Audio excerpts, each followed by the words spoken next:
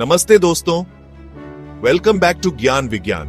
सोचो, आप movie night के लिए तैयार हो, पॉपकॉर्न तैयार है और अचानक कोई सिग्नल नहीं। कितना बुरा लगता है ना? लेकिन अगर मैं कहूं कि अंतरिक्ष में एक रक्षक है जो ऐसा होने से रोकता है। क्या आपको पता है कि एक ही सैटेलाइट इंडिया में आपके ज्यादातर टीवी चैनल्स चलाता है? मिलिए GSAT 30 से आपके DTH एक्सपीरियंस का असली हीरो। लद्दाख की बर्फीली चोटियों से लेकर कन्याकुमारी के समुद्र तट तक ये कमाल की टेक्नोलॉजी आपके घरों तक एंटरटेनमेंट और जानकारी पहुंचाती है। आज हम सैटेलाइट्स की दुनिया में जाएंगे और जानेंगे कि GSAT 30 कैसे काम करता है और ये करोड़ों भारतीयों के लिए इतना जरूरी क्यों है। तो तैयार हो जाइए, क्योंकि अब बातें होने वाली हैं ज्ञान से भरपूर और थोड़ी सी गीकी भी। अब आप सोच रहे होंगे, ये GSAT 30 है क्या चीज? जरा सोचो, एक बहुत बड़ा सुपर पावर्ड एंटेना जो धरती से 36,000 किलोमीटर ऊपर अंतरिक्ष में तैर रहा है। बस यही है GSAT 30। जनवरी 2020 में हमारे अपने ISRO ने इसे लॉन्च किया था। ये टेक्नोलॉजिकल मार्वल कम्युनिकेशन सैटेलाइट्स का बड़ा भाई है। ये पुराने इनसैट 4A सैटेलाइट की जगह लेने के लिए बनाया गया है, जो सालों से हमारी सेवा कर रहा था। मानो आप अपने पुराने प्यारे फोन को नए स्मार्टफोन से बदल रहे हो। लेकिन GSAT 30 कोई मामूली अपग्रेड नहीं है। यह satellite DTH broadcasting, VSAT services और टीवी अपलिंक्स के लिए स्पेशली बनाया गया है। सीधे शब्दों में कहें तो इसकी वजह से आप अपने Tata sky, Airtel digital TV या DD फ्री डिश पर सैकड़ों चैनल्स देख पाते हैं। अब थोड़ी टेक टॉक करते हैं, क्योंकि किसे टेक की बातें पसंद नहीं होती, है ना? GSAT 30 का वजन पूरे 3,357 किलोग्राम है, यानी 3 हाथियों के वजन से भी ज्यादा। और इसे फ्रेंच गियाना से अरियाने 5 नाम के यूरोपियन रॉकेट से अंतरिक्ष में भेजा गया था। लेकिन सबसे कमाल की बात, इस हाईटेक चिड़िया की मिशन लाइफ लगभग 15 साल की है, यानी अगले 1.5 दशक तक GSAT 30 वहां ऊपर रहेगा, चाहे धूप हो या बारिश। ये सुनिश्चित करेगा कि आपका डेली एंटरटेनमेंट बिना किसी रुकावट के चलता रहे। देखो, टेक्नोलॉजी हमारी तरह उसकी भी एक लाइफ स्पैन होती है। इनसैट 4A जो 2005 में लॉन्च हुआ था, अब रिटायरमेंट की उम्र को पहुंच रहा था। जैसे हम नहीं चाहेंगे कि हमारे दादा दादी एंटेना ठीक करने के लिए सीधी चढ़े, वैसे ही हमें एक यंग स्ट्रॉन्ग सैटेलाइट चाहिए था जो पूरे देश में एंटरटेनमेंट पहुंचा सके। तो लीजिए GSAT 30। यह न्यू जनरेशन सैटेलाइट बहुत जरूरी था ताकि हमारे DTH सर्विसेज में कोई रुकावट ना आए। सोचो, अगर अचानक इंडिया के लाखों घरों में टीवी सिग्नल चले जाए तो क्या होगा? ना डेली सोप्स, ना क्रिकेट मैचेस, ना न्यूज। सोच भी नहीं सकते, है ना?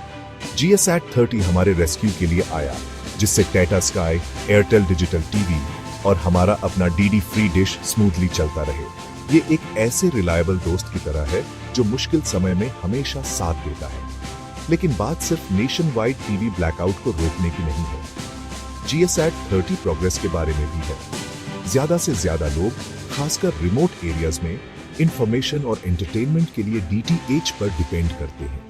इसलिए एक स्ट्रॉन्ग सैटेलाइट नेटवर्क अब लक्ष्यरी नहीं, जरूरत है। और बिगर पिक्चर डिजिटल इंडिया को भी ना भूलें। GSAT 30 इसमें एक छोटा लेकिन इंपॉर्टेंट रोल निभाता है।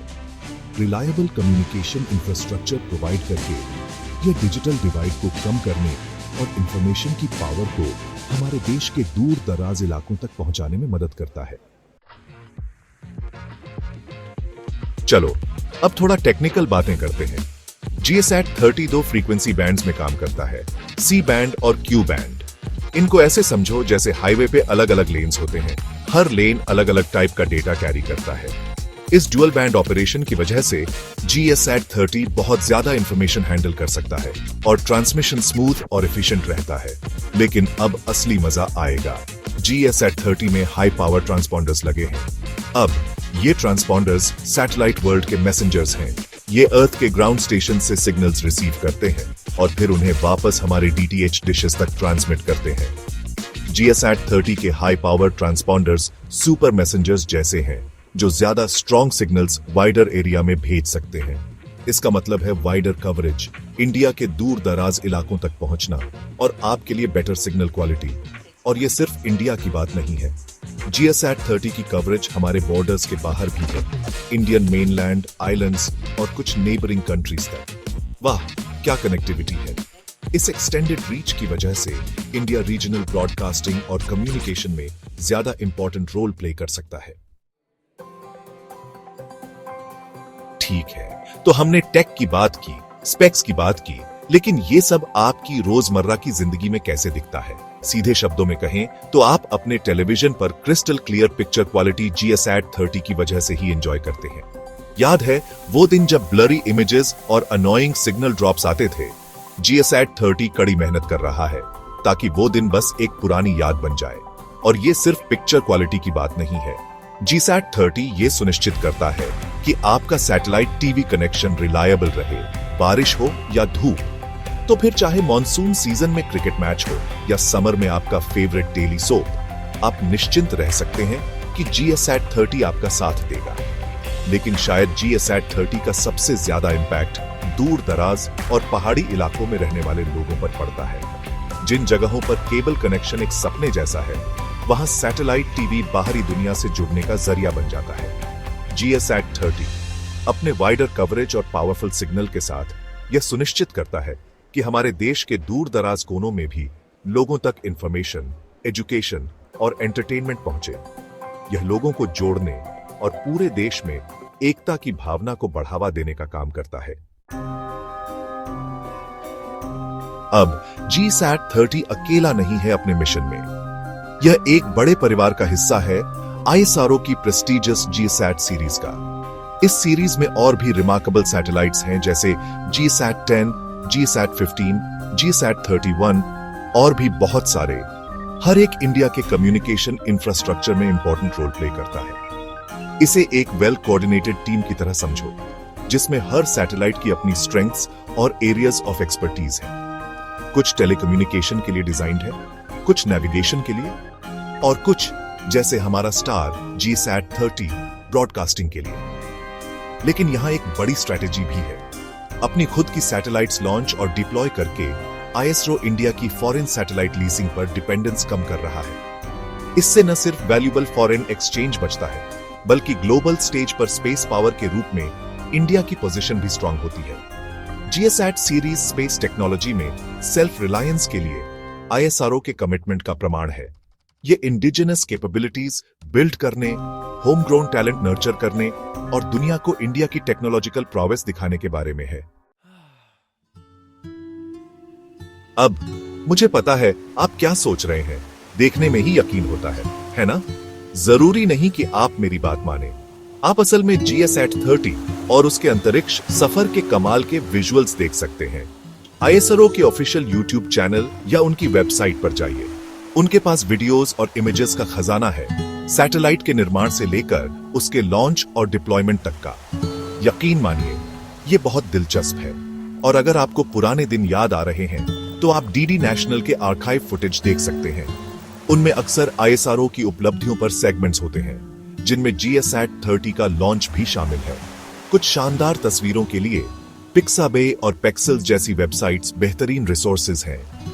बस इंडिया या सैटेलाइट सर्च करें और आप फ्री में इस्तेमाल करने के लिए उपलब्ध फोटोग्राफ्स और इलस्ट्रेशंस देखकर दंग रह जाएंगे। और अरे, यहीं रुक क्यों जाए? सिटीजन जर्नलिस्ट बनिए, अपना फोन लीजिए, अपनी छत पर जाइए और उन DTH डिशेस को कैप्चर कीजिए जो स्काईलाइन के सामने खड़े हैं, या अपने परिवार को उनके पसंदीदा टीवी शो का आनंद लेते हुए फिल्म कीजिए। ये सब GSAT 30 की वजह से हो रहा है, जो चुपचाप अंतरिक्ष में अपना जादू चला रहा है। तो लीजिए दोस्तों, अब आप जानते हैं GSAT 30 की कहानी, वो अनसुना हीरो जो हमारे लिए हजारों किलोमीटर ऊपर बिना रुके काम करता रहता है, ताकि आपका मनोरंजन का डोज पूरा हो। ये भारतीय प्रतिभा का प्रमाण है, तरक्की की निशानी है, और हमारे टीवी स्क्रीन्स का एक साइलेंट गार्डियन है। अगली बार जब आप चैनल्स बदल रहे हो, तो उस टेक्नोलॉजी के बारे में सोचिए जो ये सब पॉसिबल बनाती है। और हां, जब आप ये कर ही रहे हैं, तो ज्ञान विज्ञान को थोड़ा प्यार देना ना भूलें। अगर आपको सैटेलाइट्स की दुनिया में ये डीप डाइव पसंद आया, तो लाइक बटन दबा दीजिए। साइंस और टेक से लेकर हिस्ट्री और कल्चर तक ऐसे ही एक्साइटिंग एक्सप्लेनर्स के लिए सब्सक्राइब कीजिए और कमेंट्स में बताइए आप कौन सा DTH प्रोवाइडर यूज करते हैं, या फिर सैटेलाइट्स के बारे में आपके कोई बर्निंग क्वेश्चंस हैं तो पूछिए। अगली बार तक क्यूरियस रहिए, इन्फॉर्म्ड रहिए।